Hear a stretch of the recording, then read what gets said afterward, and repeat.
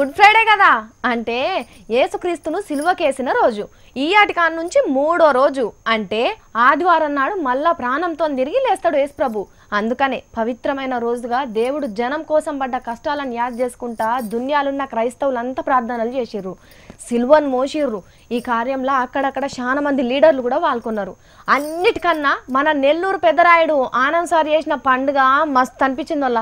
నెల్లూరులో ఓ చర్చి కాడ దుఃఖం కొద్ది గుడ్ ఫ్రైడే చేసుకున్నారు. క్రీస్తును నమ్ముకున్న అన్నలు అక్కలు అగో అందరు గిట్లా ఏషం కట్టుకొని అప్పుడు దేవుడు మన కోసం గిట్లనే శిల్వ మోసిండని యాది చేసుకుంటా పాటలు పాడుకున్నారు. కానీ ఎప్పుడైనా ఆనం వివేకానంద రెడ్డి సార్ వస్తుండే, ఇప్పుడు రాకపోయాను. అరే సార్ వచ్చేదాకా ఆగరానే అన్నలు, అయ్యో ఇంకా రాకపోయాను.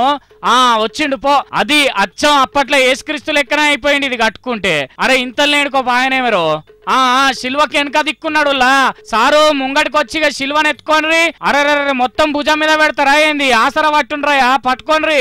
వివేక్ సారు నువ్వు ఉత్తగా చెయ్యి పట్టుకో. అగో సారు మంచిగా ప్రార్థన చేస్తున్నట్టున్నాడు. సరే ఇక కానియుండ్రి, శిల్వ మోసుడు షురూ చేయుండ్రి. అది వెనకమర్ర మంచిగా పట్టుకోనరాయా, పుసుకున ఇడిచిపెడతారా ఏంలే. అబ్బా అప్పట్లో యేసుక్రీస్తు శిల్వ మోసినట్టు నెల్లూరు ప్రజల కోసం ఆనం సారు ఈ విధంగా వివేక క్రీస్తు అయ్యిండు అన్నట్టు.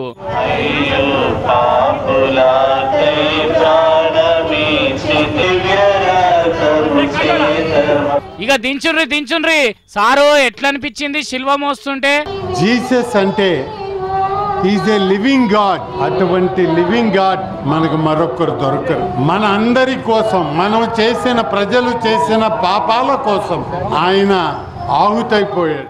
ఆహుతి అంటే కాలిపోవుడు గాని ఆనమన్న భాషల ప్రాణాలను అర్పించుడు అని చెప్తున్నాడు. తప్పు పట్టుకోకుండ్రి గాని నెల్లూరులో మంచిగా జరిగింది కదా గుడ్ ఫ్రైడే. శబ్బాషే ఆనమన్న.